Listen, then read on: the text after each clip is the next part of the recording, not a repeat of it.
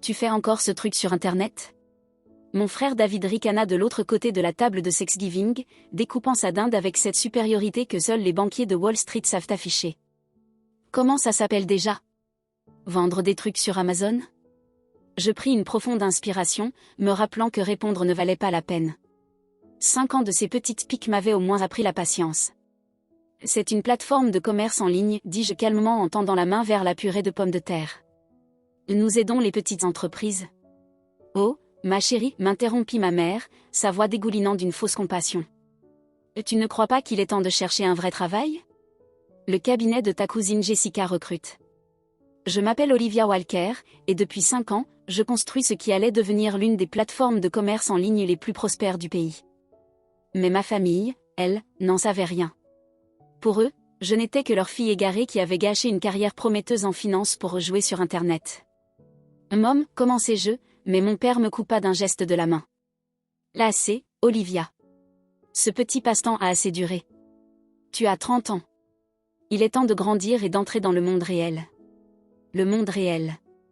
Comme si passer 18 heures par jour à bâtir une entreprise à partir de rien n'était pas assez réel. Comme si les milliers d'entreprises utilisant ma plateforme n'étaient pas réelles. Comme si les millions de revenus que nous générions n'étaient pas de l'argent réel. Mais ils ne savaient rien de tout cela. J'avais arrêté de partager les détails de mon entreprise avec eux il y a des années, quand j'avais compris qu'ils ne s'intéressaient pas à ce que je construisais.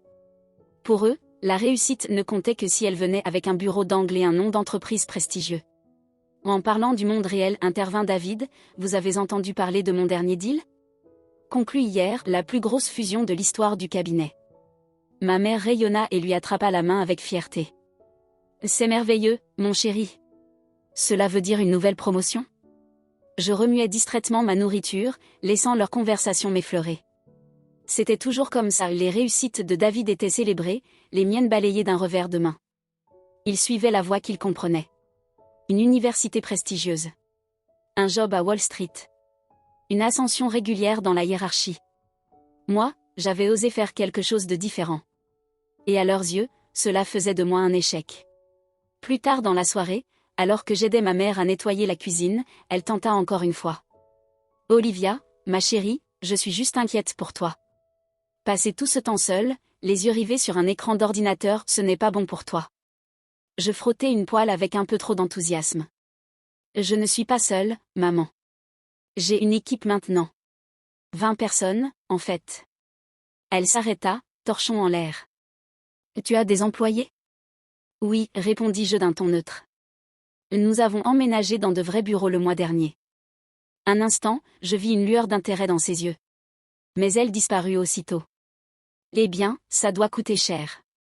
Tu es sûr de ne pas te mettre en difficulté? Et voilà. Le doute permanent. L'hypothèse que je ne savais sûrement pas ce que je faisais. J'avais arrêté de leur parler de mes réussites parce que leur réponse était toujours la même, de l'inquiétude. Du scepticisme et une désapprobation à peine dissimulée. Je m'en sors très bien, dis-je brièvement en posant la dernière assiette sur l'égouttoir. Je devrais y aller, j'ai une réunion tôt demain matin. Une réunion? Mon père ricana depuis l'embrasure de la porte. Avec ton ordinateur? J'attrapai mon manteau et mon sac à main, luttant contre l'envie de lui dire exactement avec qui j'avais rendez-vous, l'une des plus grandes firmes de capital risque de la Silicon Valley. Mais à quoi bon? Il s'était fait une opinion sur mon passe-temps il y a bien longtemps. Le trajet du retour me permit de souffler un peu, d'évacuer le poids de leur désapprobation. Mon téléphone vibra. Un message de Maya, ma meilleure amie et directrice des opérations. Alors, comment s'est passée l'inquisition familiale? Je souris malgré moi. Comme d'habitude. David est un génie. Moi, je gâche ma vie. Tu connais la chanson. S'ils savaient seulement. J'ai hâte de voir leur tête quand la nouvelle tombera, répondit Maya. Ah, oui. La nouvelle. Celle que je gardais secrète depuis des semaines, rêvant de la partager avec ma famille, tout en sachant qu'ils n'en comprendraient pas l'importance. L'article de Forbes devait paraître dans moins d'un mois, nous présentant dans leur prestigieuse liste des 30 under 30. Mais ce n'était pas tout. Il faisait un portrait complet de notre ascension fulgurante dans le monde du commerce en ligne. Je me garais devant chez moi, mon townhouse moderne, un contraste frappant avec la maison de banlieue modeste que je venais de quitter. Encore un signe de réussite dont je ne parlais jamais. Ma famille pensait toujours que je vivais dans mon premier petit appartement, peinant à joindre les deux bouts. À l'intérieur, j'ôtais mes talons et me laissais tomber sur mon canapé, ouvrant mon ordinateur pour consulter les chiffres du jour. Même le jour de Thanksgiving, notre plateforme ne dormait jamais. Le tableau de bord affichait plus de 500 000 $ de transactions traitées rien que pour aujourd'hui. Une journée calme, étant donné le jour férié. Il y a 5 ans, tout cela n'était qu'un rêve. Je faisais des semaines de 60 heures dans une prestigieuse firme financière, exactement ce que mes parents voulaient pour moi et je me sentais vide. L'idée de ma plateforme m'était venue en voyant des petits entrepreneurs lutter pour vendre en ligne. Ils avaient besoin d'un outil plus simple, plus intuitif, plus intégré que ce qui existait sur le marché. J'avais commencé à construire le projet la nuit et les week-ends, apprenant à coder grâce à des cours en ligne, posant les bases de ce qui allait devenir Walker Commerce.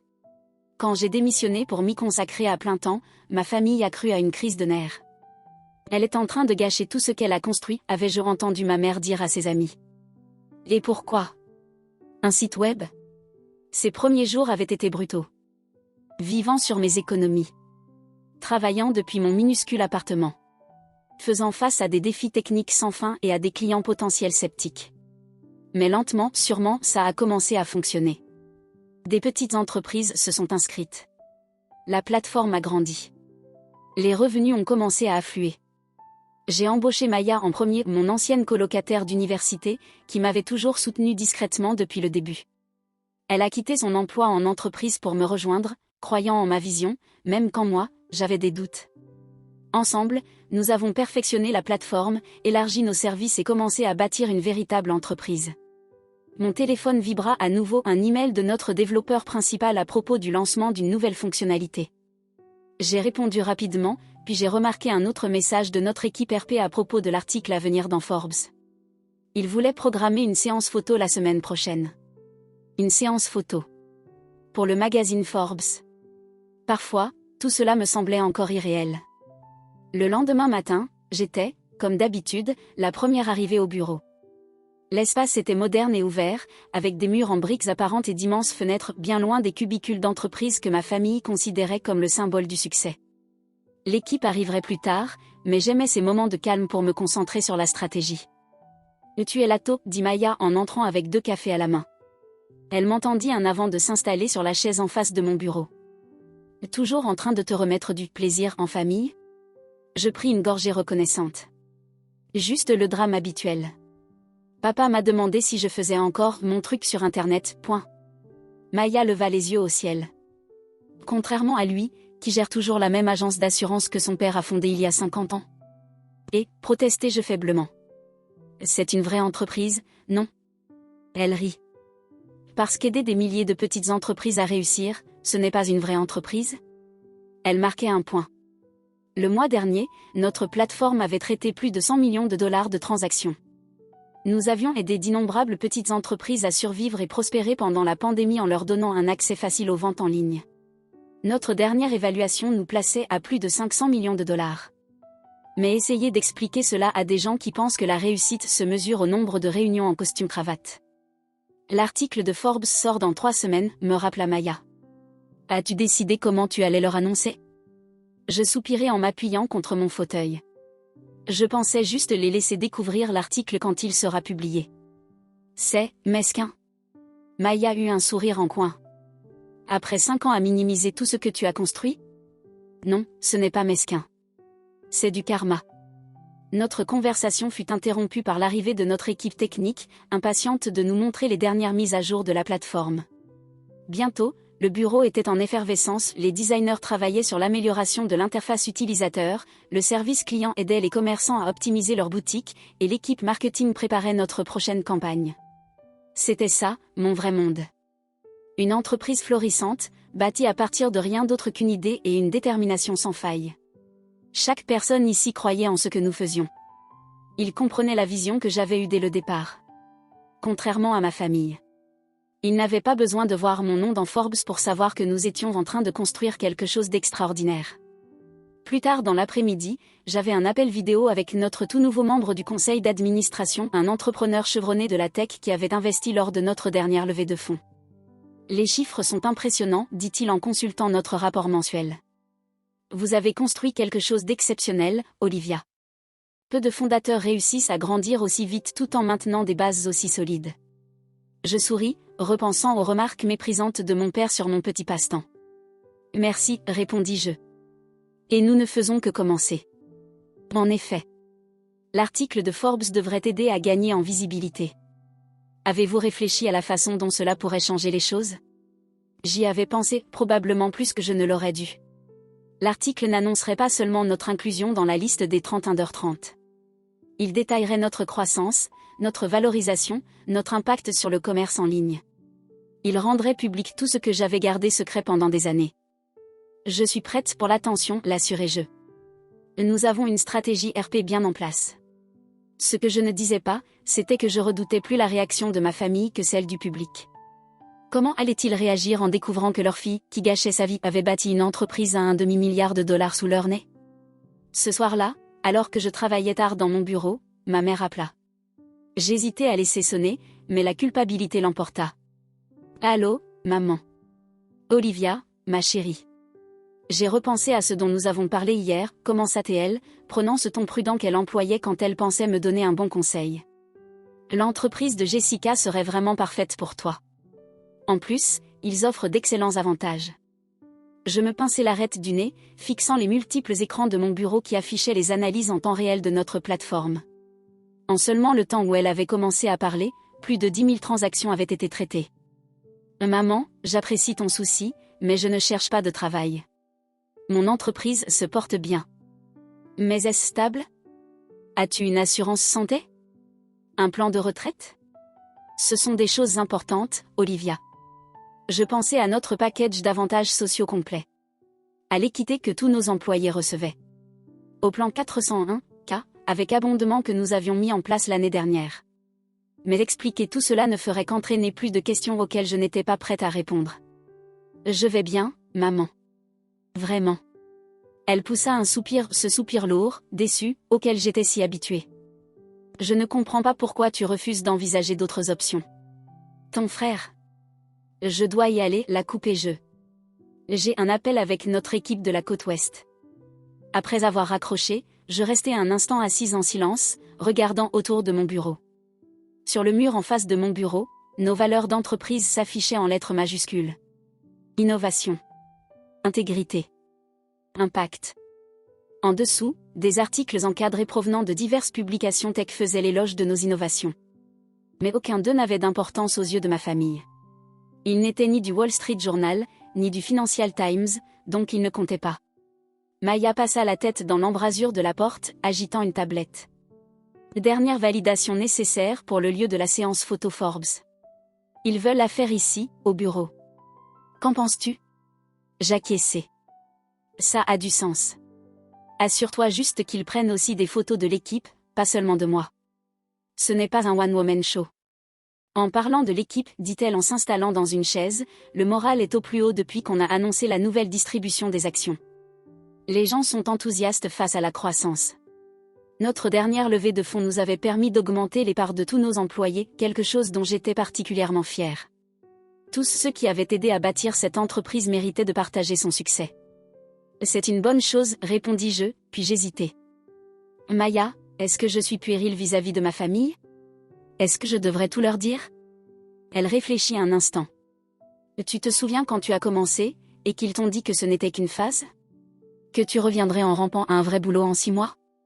Je hochai la tête.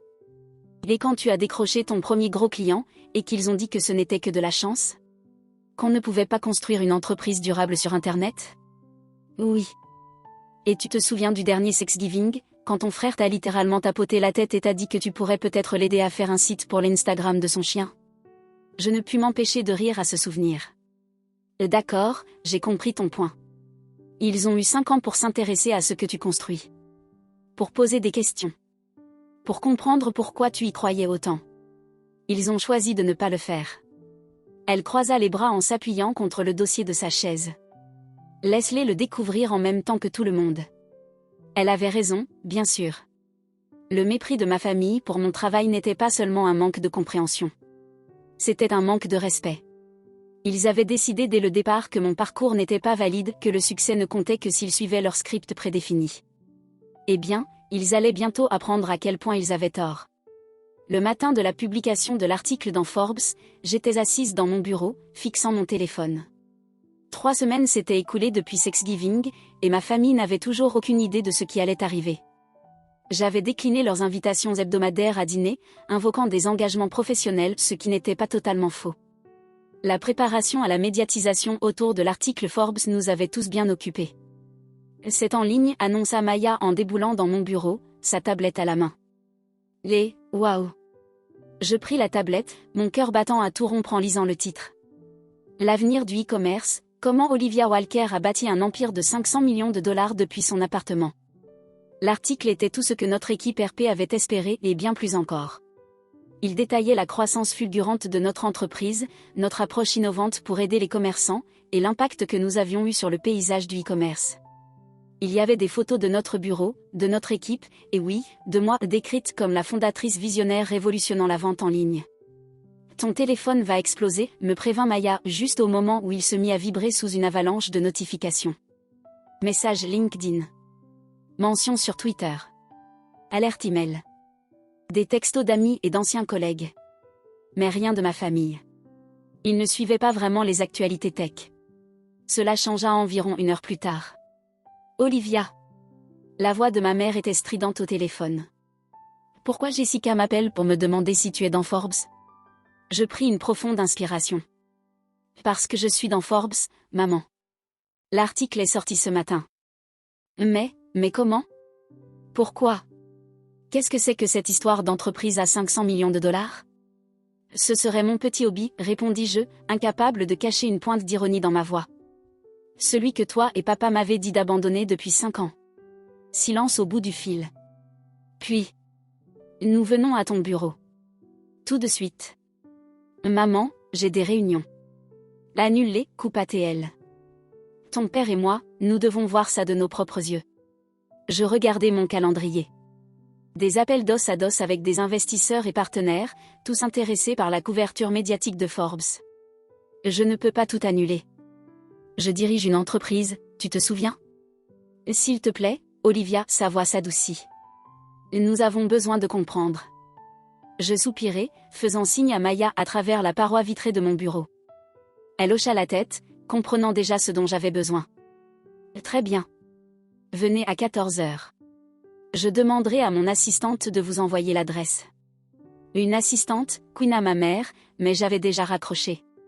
Maya passa la tête par la porte. Drame familial en approche? Ils viennent ici à 14 heures. Peux-tu? Je suis déjà en train de réorganiser ton après-midi, me coupa TL. Tu veux que je prévienne l'équipe? J'acquiesçai. Nos employés connaissaient des bribes de ma situation familiale, c'était difficile à cacher quand nous travaillions tous si étroitement ensemble. Dis-leur simplement que nous allons avoir des visiteurs. Les heures suivantes passèrent dans un flou d'appels et de mails, alors que nous répondions à la vague d'intérêt générée par l'article de Forbes. Notre équipe de relations publiques gérait les demandes des médias. Notre équipe commerciale était submergée par les nouvelles sollicitations. Et nos serveurs faisaient face à un trafic record de personnes venant découvrir notre plateforme. À exactement 14 heures, les portes de l'ascenseur s'ouvrirent, et mes parents entrèrent dans nos locaux. Leurs expressions en découvrant l'espace, la décoration moderne, l'effervescence des employés, le mur d'articles de presse étaient presque comiques.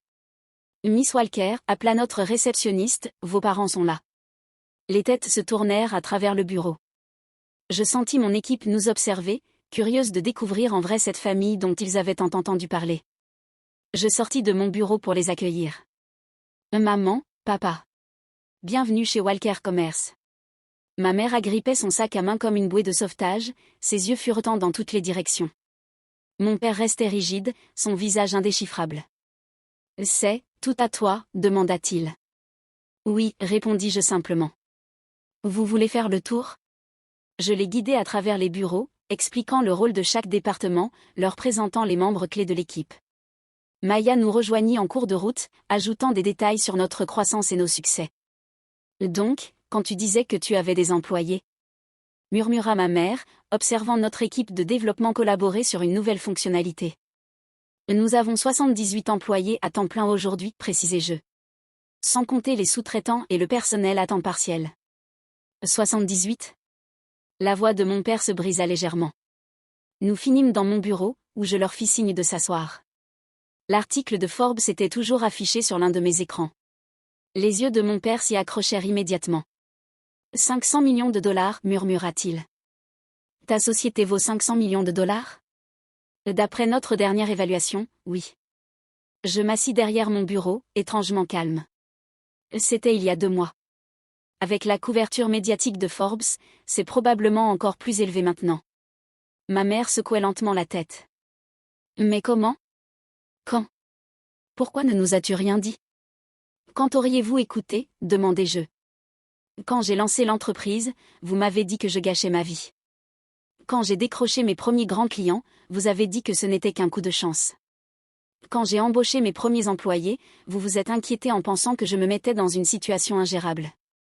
Nous étions préoccupés, se défendit mon père. L'Internet, ce n'est pas stable. Nous voulions que tu aies une vraie carrière. Je fis un geste englobant le bureau. Ceci est une vraie carrière, papa. Regardez autour de vous. C'est aussi concret que possible. À ce moment-là, Maya frappa et entra avec une tablette. Désolé de vous interrompre, mais vous devez voir ça, CNBC veut faire une interview en direct demain matin. Je jetai un œil à l'email qu'elle me montrait. Réserve-la, dis-je. Les demande à l'équipe RP de préparer un briefing. Mes parents assistèrent à cet échange, les yeux écarquillés, peinant visiblement à réconcilier cette version de moi, la PDG, la décisionnaire, avec l'image qu'ils avaient de leur fille en échec. Pendant tout ce temps, murmura ma mère, alors qu'on pensait que tu luttais, tu construisais tout ça? Oui, maman. Tous ces dîners familiaux où vous me glissiez des offres d'emploi? Je dirigeais déjà des dizaines de personnes. Toutes ces fois où vous vous inquiétiez pour ma stabilité? Je levais des millions en capital risque. Tous ces moments où vous me compariez à David? Je bâtissais quelque chose de plus grand que son cabinet tout entier. Mon père tressaillit à cette remarque. Olivia, nous. Vous n'avez pas cru en moi, le coupai-je. Vous n'avez même pas essayé de comprendre ce que je faisais. Vous avez juste décidé que j'échouais parce que je ne suivais pas votre chemin. Ce n'est pas juste, protesta-t-il. Nous voulions te protéger. Non, répondis-je fermement. Vous vouliez me contrôler. Vous vouliez que je suive votre définition du succès. Mais regardez où j'en suis aujourd'hui. J'ai fait tout cela à ma manière, sans votre soutien, sans votre approbation, sans votre aide. Ma mère pleurait silencieusement maintenant, essuyant ses yeux avec un mouchoir. Mon père semblait perdu, son assurance habituelle ébranlée. Je crois, dit-il lentement, que nous te devons des excuses. Plusieurs, en fait. Maya marmonna depuis l'encadrement de la porte, enfin. Je lui lançai un regard, mais ne pus m'empêcher de sourire. Pourquoi ne nous as-tu rien dit? Demanda encore ma mère. Rien de tout ça? Je m'appuyai contre mon fauteuil, réfléchissant. Est-ce que ça aurait changé quelque chose? Auriez-vous soudainement compris ce que je construisais? Auriez-vous cessé de me pousser à chercher un vrai travail? Ils échangèrent un regard, incapables de répondre.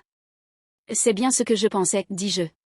J'ai arrêté de vous parler de mes succès parce que vous aviez déjà décidé que j'échouais. Rien de ce que j'aurais dit n'aurait changé votre opinion jusqu'à ce que quelque chose comme ça, je désignai l'article de Forbes, vous force à voir la vérité. À ce moment-là, mon téléphone vibra avec une nouvelle notification. J'ai un appel avec Singapour dans 5 minutes, dis-je en me levant. Maya peut vous raccompagner. Singapour, répéta mon père, abasourdi. Nous nous développons sur les marchés asiatiques, expliquai-je. L'appel est avec nos nouveaux partenaires régionaux. Ma mère se leva, agrippant son sac. Olivia, s'il te plaît. On peut dîner ce soir? En famille? On a besoin de parler de tout ça. Je l'ai regardé, vraiment regardé. Mon père, qui m'avait répété pendant des années que je gâchais mon potentiel. Ma mère, qui craignait que je sois en train de ruiner ma vie. Ils semblaient plus petits, leur certitude sur le monde et leur place en lui ébranlée. Je ne peux pas ce soir, dis-je. On célèbre l'article avec l'équipe. Mais peut-être ce week-end. Ils hochèrent la tête, acceptant ce mince compromis. Alors qu'ils se dirigeaient vers la sortie, mon père s'arrêta à la porte. Nous avions tort, dit-il doucement. Surtout. J'espère que tu pourras nous pardonner. Après leur départ, Maya revint dans mon bureau. Eh bien, c'était intense. Je ris, mais mon rire trembla légèrement. 5 ans de mépris et de doute, balayés par un simple article de magazine. Pas n'importe quel article, corrigea-t-elle. Un portrait dans Forbes sur l'entreprise d'un demi-milliard de dollars que leur fille en échec a bâti sous leurs yeux sans qu'ils s'en rendent compte. Ce soir-là, lors de la célébration de l'entreprise, je regardais autour de moi ma véritable famille, l'équipe qui avait cru en moi, travaillé avec moi, contribué à transformer ce rêve en réalité. Nous avions accompli cela ensemble, prouvant que le succès ne ressemble pas toujours à ce que les autres imaginent. Mon téléphone vibra avec un message de David. Je viens de voir l'article de Forbes. Bordel, pourquoi tu n'as rien dit, petite sœur? Je souris en tapant ma réponse. Oh, tu sais, juste mon petit passe-temps sur Internet. Les semaines suivantes furent un tourbillon d'apparitions médiatiques, de conférences et de messages de félicitations sans fin. Mes parents assistèrent à toutes les interviews qu'ils pouvaient trouver, assis dans le public avec des expressions oscillant entre fierté et gêne. Lors du premier dîner de famille après la révélation Forbes, la dynamique avait complètement changé. Fini les conseils de carrière et les regards inquiets. Cette fois, ils posaient de vraies questions sur mon entreprise, et pour la première fois, écoutaient réellement mes réponses. Je n'arrive toujours pas à y croire, dit ma mère en me tendant le saladier. Pendant tout ce temps, nous pensions que j'échouais, terminai-je. Peut-être que c'est la leçon à retenir, le succès ne ressemble pas toujours à ce qu'on attend. David, qui avait fait le déplacement spécialement pour le dîner, secoua la tête. Je me sens tellement idiot. Toutes ces fois où je me suis moqué de ton site web. Tu étais un idiot, approuvai-je joyeusement. Mais au moins, tu l'admets maintenant. Mon père s'éclaircit la gorge. Olivia, j'ai réfléchi. L'agence, peut-être qu'il est temps de moderniser nos systèmes. Si tu penses que ta plateforme pourrait nous aider. Je souris en repensant à toutes les fois où il avait rejeté le commerce en ligne comme une mode passagère.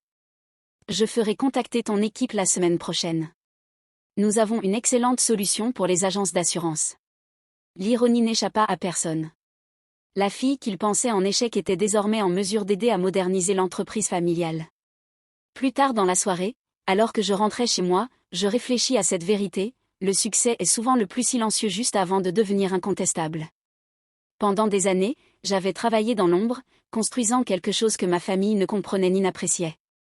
Mais j'avais cru en ma vision, même quand personne d'autre ne l'avait fait. Mon téléphone vibra avec un message de Maya. CNBC demain matin. Prête à choquer encore plus de gens qui t'ont sous-estimé? Je souris, pensant à tous ces rêveurs qui, eux aussi, faisaient face à des familles sceptiques et à des batailles difficiles. Peut-être que mon histoire les aiderait à s'accrocher à leur vision même quand tout le monde autour d'eux la traitait de passe-temps. Parce que parfois, les plus grandes réussites commencent par quelqu'un qui dit « tu n'y arriveras jamais ». Et une personne qui décide de leur prouver le contraire.